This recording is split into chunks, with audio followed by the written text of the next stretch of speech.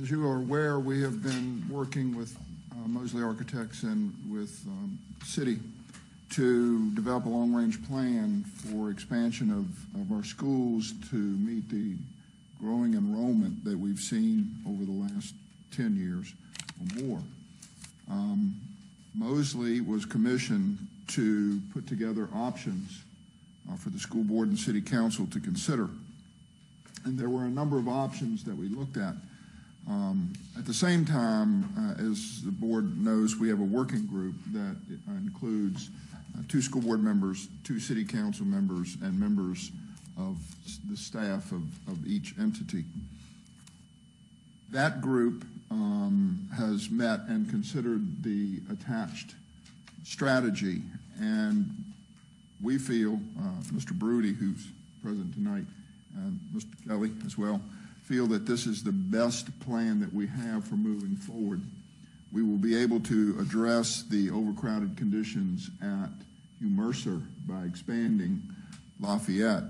That project and process would begin July 1, 2019 and be completed in time for the 2021 school year. It is our recommendation, and I believe that the working group agreed with this as well, that we, in order to plan long-term, that we approve this strategy. Thank you, Dr. Melton. May I have a motion for the superintendent's recommendation? So moved.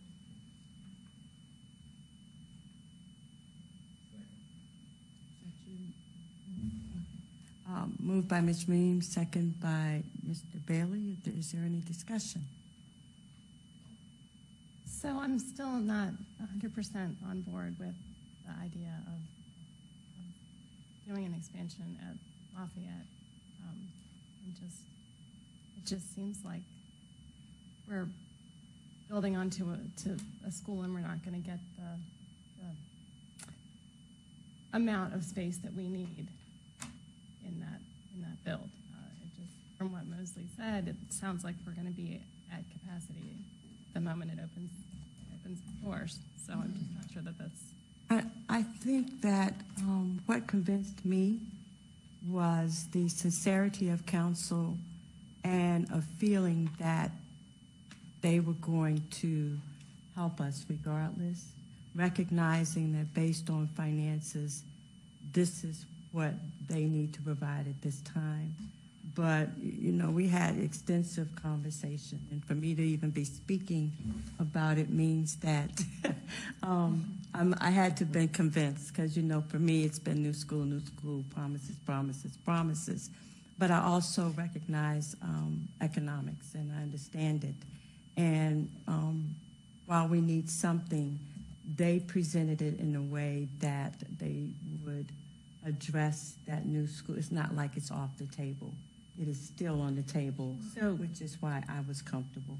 For that reason, in the documentation that we were given, it lists the cost of the proposal, and that's over a long period of time.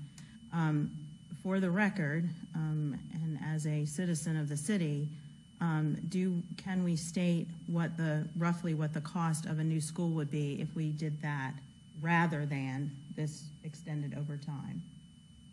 What the proposal cost of the school would what be a new school would be currently in 2020 dollars. Yes. 19, about $32 million. Okay. And I understand economics. I understand we have we can do what we can do right now. However, it's very short-sighted to not look at over time how much we would be spending compared to what it would cost today. So it is what it is, but I just would like that to be on the record. There's one other question that I have about the Mosley report that came out. And I know that they addressed this when they spoke to us and to the City Council a couple months ago.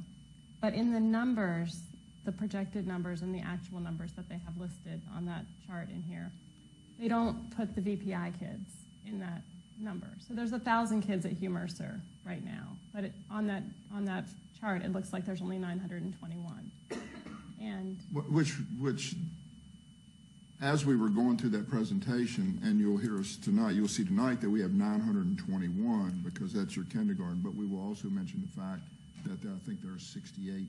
because they're not going anywhere, right? I mean, they're staying in that building, so we need to count them, and we need the community to know that those children are there and that that school is at capacity.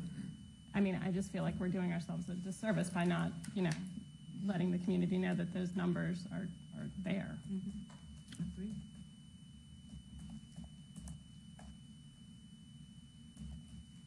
Any other comments?